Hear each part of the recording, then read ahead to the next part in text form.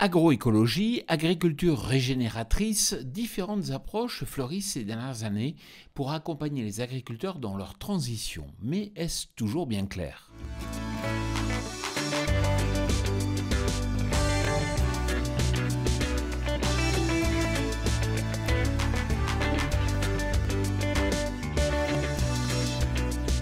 Cette semaine, je vous amène à la rencontre de Jean-Marie Serroni, agroéconomiste, mais agronome avant tout. Jean-Marie, qu'appelle-t-on l'agriculture régénératrice ? Donc l'agriculture régénératrice, comme son nom l'indique, c'est l'idée de restaurer. C'est un ensemble de techniques dont l'objectif est de valoriser le sol, la terre, l'humus, la matière organique, dans le but d'améliorer sa fertilité, par là même d'augmenter la biodiversité.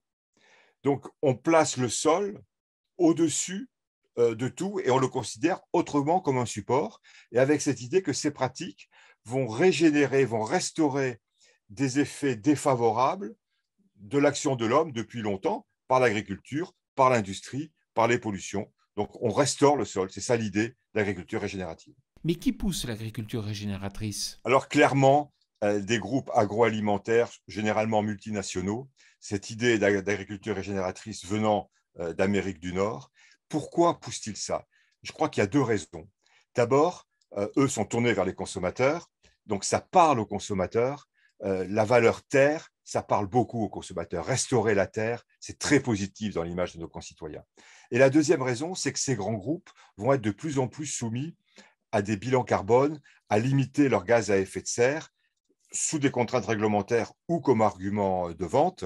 Or, pour ces grands groupes, ce qui se passe dans les fermes auxquelles ils achètent leurs produits, dans leur amont, pèse énormément, de 20 à 30% de leurs gaz à effet de serre. Donc, ils ont tout intérêt à mener des actions à effet assez rapide sur les émissions de gaz à effet de serre et donc au niveau du sol. Mais avec toutes ces approches, ne risque-t-on pas de perdre le consommateur ? Il y a deux risques. Il y a de perdre le consommateur d'un côté, même si l'agroécologie est un terme qui parle assez peu aux consommateurs, mais c'est aussi de paumer les agriculteurs qui vont se dire mais qu'est-ce que c'est que tous ces labels, tous ces labels ou toutes ces démarches et dans laquelle je m'engage, surtout que si la démarche est portée par un de mes clients, Nestlé, Danone, mais j'en ai aussi d'autres, donc je ne peux pas raisonner que pour une filière, il faut que je raisonne sur mon système d'exploitation.